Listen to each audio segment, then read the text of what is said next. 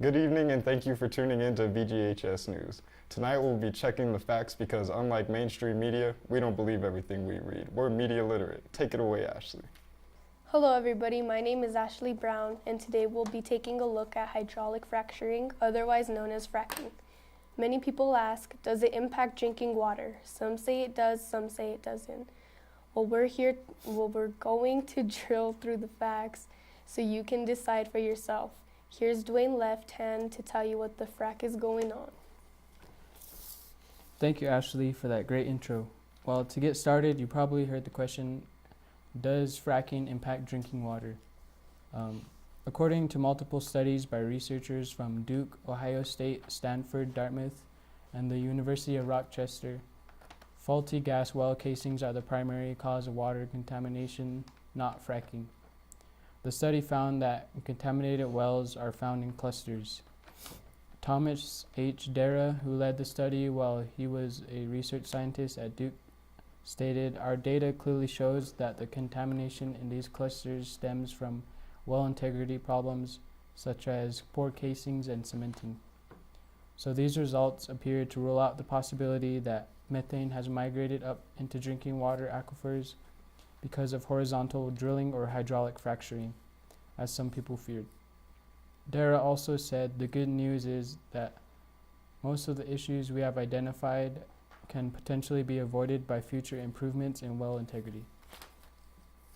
But however, how can they tell if the gas is coming from wells or if it occurs naturally? Well, a recent paper was published that found a way to distinguish between naturally occurring methane and the gas that could leak from a fracking well. It is distinguished by measuring the ratios of noble gases in contaminated areas. Noble gases such as helium, neon, or argon are useful for tracing fugitive methane because they stick to natural gas and move with it unchanged as it passes through different layers of Earth.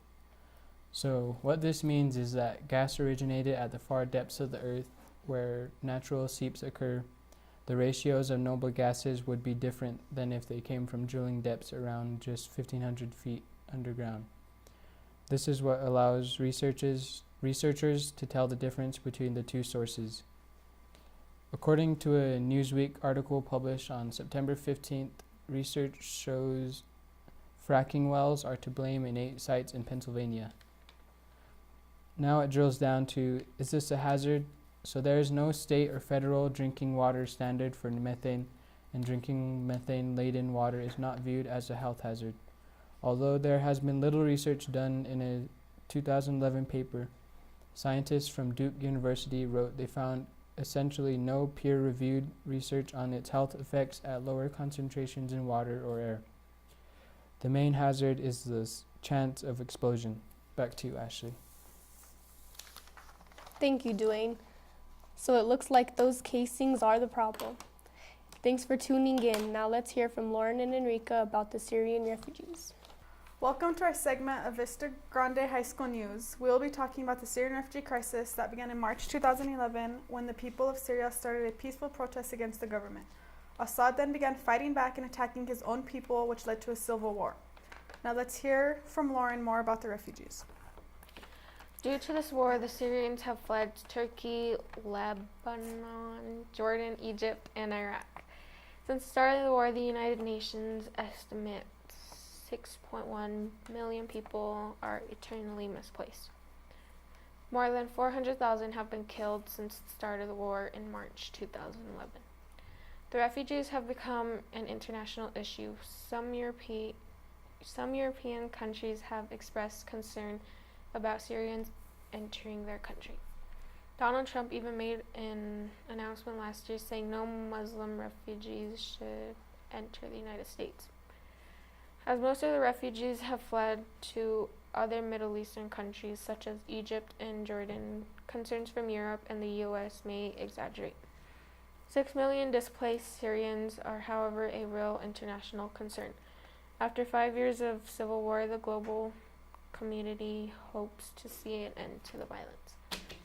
Back to you, Erica. Thank you, Lauren, for the information on the Syrian refugees. Let's hope this tragic crisis comes to an end soon. Now back to Mangish Crowfeather. Good evening. Thank you for tuning into VGH News. Today's topic, Hillary Clinton's emails.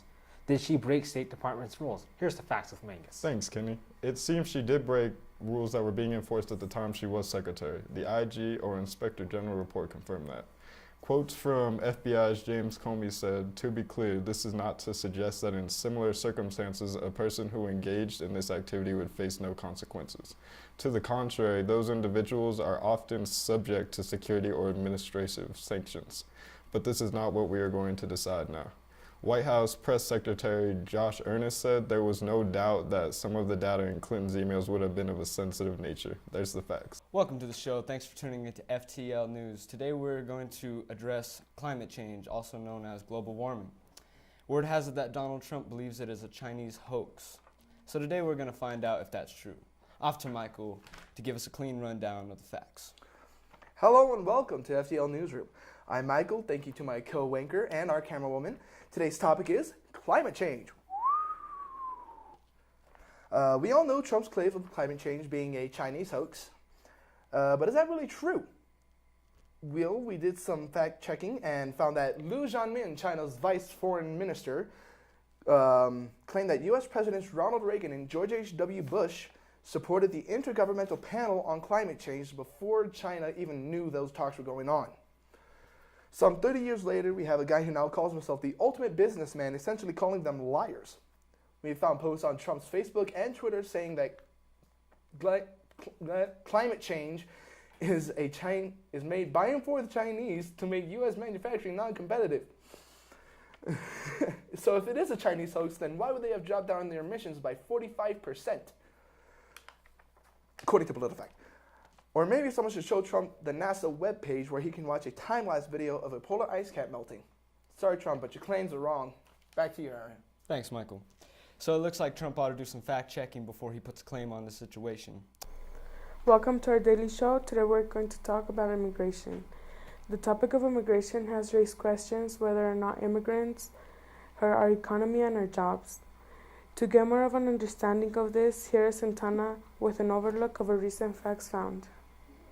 Thank you, Abigail. One of the questions raised due to the debate is whether or not illegal immigrants hurt the U.S. economy. According to Forbes.com, an April 2015 symposium on the effect of illegal immigrants in the Southern Economic Journal, it states that illegal immigrants actually raise wages for documented or native workers.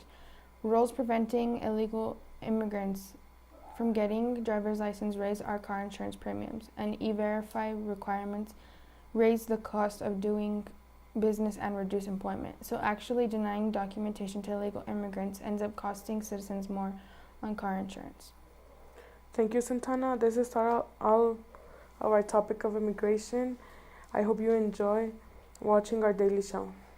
Good afternoon. We are here today to present to you information regarding what has been going on in North Dakota the past 2 years. Dakota Access Pipeline has become public as of June 25th, 2014. Since then, companies began construction on where the pipeline is to be located.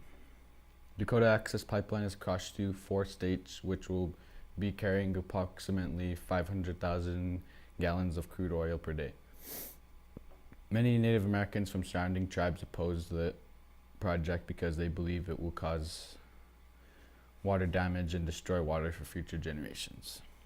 Along with them are many activists and other people who oppose it. The project is nearing completion and with one more hurdle, which is permission to go under the Missouri River. Company banks are asking federal court to finish the pipeline. Construction for the pipeline has temporarily been delayed. In November, the Army Corps of Engineers ordered a temporary halt to the pipeline construction.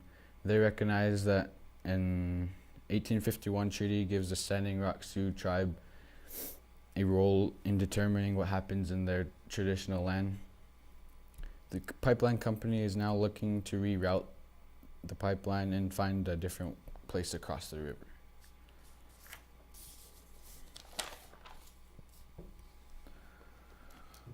So this is a victory for Native American relations with the government.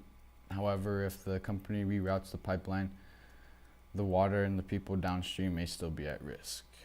That's all for today. Thanks for tuning in. Well, that's all the time we have, and always have a holly jolly holiday.